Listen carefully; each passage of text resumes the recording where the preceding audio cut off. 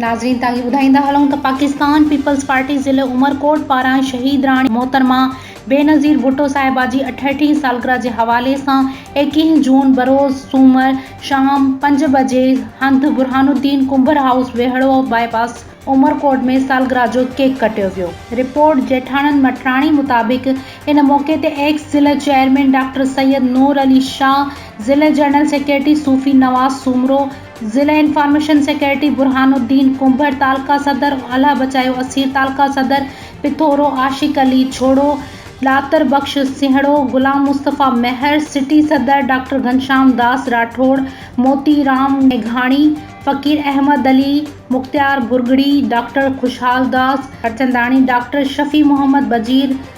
मलका वलहारी, गुलजार समूह, अमीर अली हालेपोटो, बंसी माली, वाहिद बख्श समूह, एडवोकेट मोहम्मद इस्माइल कुंभर, ज़िला तंज़ीमुन ऐं पार्टी जे वर्करनि, जियालनि, मोअज़्ज़िज़ीन ऐं शहरियुनि वॾी तादाद में शिरकत कई।